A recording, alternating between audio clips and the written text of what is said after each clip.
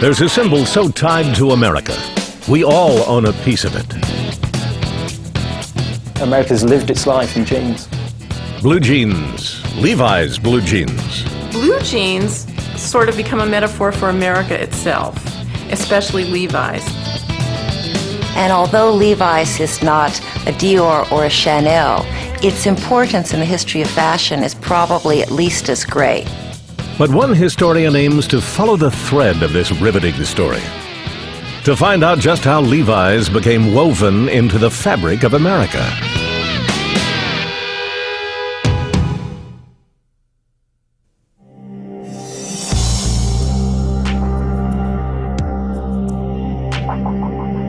January 2001, an evidence room in San Francisco.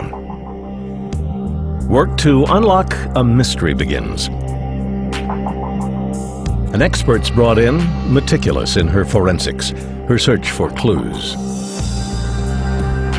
To crack the case, she must decode these blue jeans. As Levi Strauss & Company's historian, only Lynn Downey knows how to read them. The threads will keep their secrets, offering no hint of their importance. But Lynn knows the smoking gun, the tell-all DNA of these pants, lies right in front of her. These are not a pair of 501 jeans. It's a very simple pair of men's denim work pants. Her mission is to answer if these Levi's are the oldest known pair of blue jeans. It's solving a mystery, and it's part of my job to fill in those blanks. And could these Levi's, a type Lynn has never seen before, shed light on the history of jeans? Can they offer hints of how humble work pants became an American icon?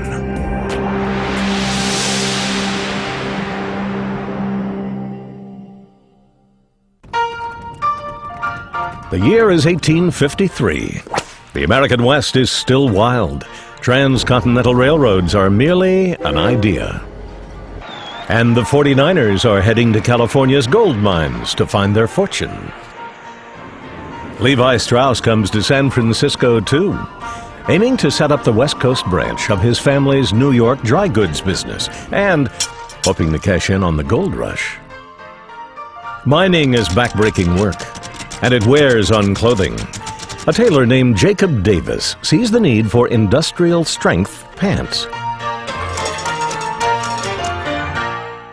So Jacob is trying to think of a way to make the pants stronger when he looked at a horse blanket that he had in his shop. And the points of strain on this horse blanket were reinforced with metal rivets. So he thought, well, I'll put some metal rivets in these pants and see if they hold up. Well, they did. Davis knows he's onto something. He approaches his supplier, Levi Strauss, with an idea. And he suggested to Levi that this would be a great invention to patent, but he didn't have the $68 to file the patent papers. So he said, if you'll put up the money, I'll let you be my half partner in this and we'll take out the patent together. Levi says yes, and on May 20th, 1873, less than a decade after the Civil War ended, Jacob Davis and Levi Strauss jointly are granted the patent for the world's first jeans. Quickly, people started talking about those pants of Levi's, which is why we call them Levi's today. The rest would have been history if not for the 1906 San Francisco earthquake. The city by the bay tumbles down, including Levi Strauss & Company headquarters.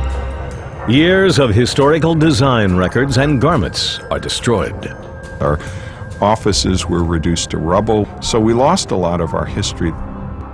They've been trying to retrieve that lost information ever since.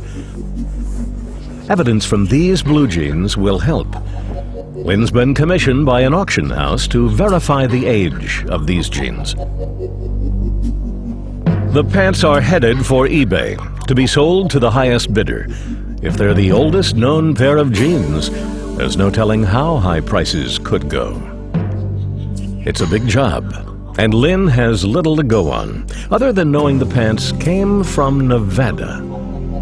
Lynn's trained eye deduces these Nevada jeans survived decades at a garbage dump. There are some very round rust stains on one of the legs, on the back, and also on the front. Also, this bleaching, this sort of tie-dye effect, is what happens when you expose fabric to water and chemicals. With the where of the mystery solved, she looks to answer when. When were these jeans made? One big clue, there's only one back pocket. After 1901, all Levi's carried two pockets on the back. But the real key to telling us how old this pair of pants is the actual rivets themselves. Early on, Levi Strauss displayed his patent date, 1873, right on the rivet. But when the patent expired in 1890, the date came off the pants. These rivets have the date, so we know they're before 1890. They're probably the 1880s. This is the smoking gun, the irrefutable evidence proving these jeans are older than any known pair. A find like this comes once in a lifetime. There's no telling how many more secrets they hide. Lynn knows the Levi's archives should be these jeans' rightful home. As soon as I saw those pants, I was very professional on the outside, and on the inside I was screaming, "Those are my pants." Because I knew we had to bid on these pants and get them for the archives. She joins the bidding and hangs on for the ride.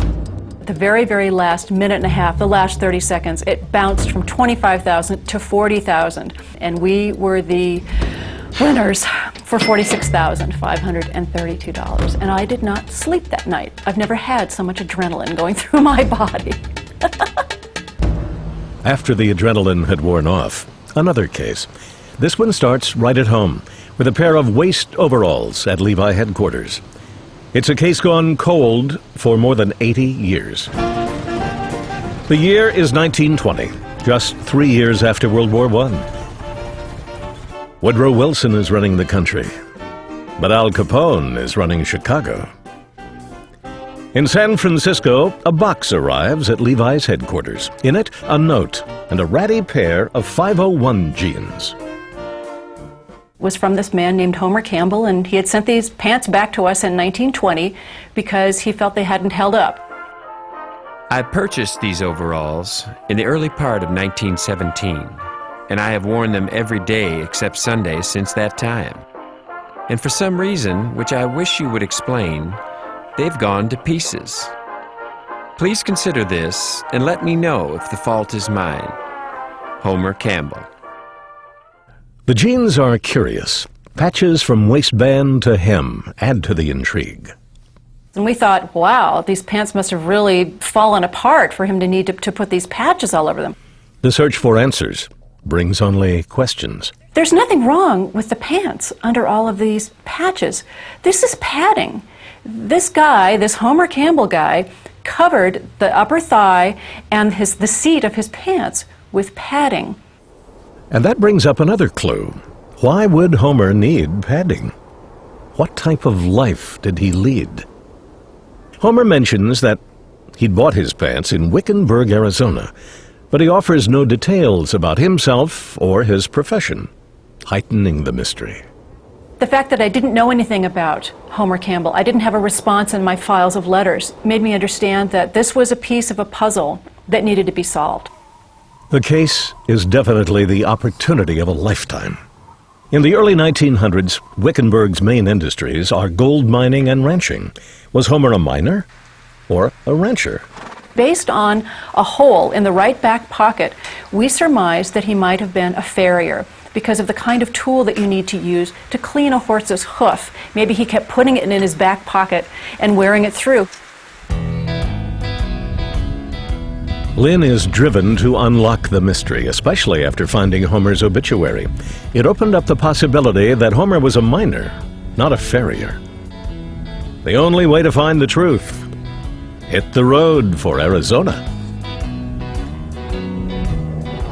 To go there is simply to give me the sense of satisfaction as a historian that I followed every lead to the very, very last place it has to be. And I'll know inside myself that I've done everything I need to do to learn about Homer.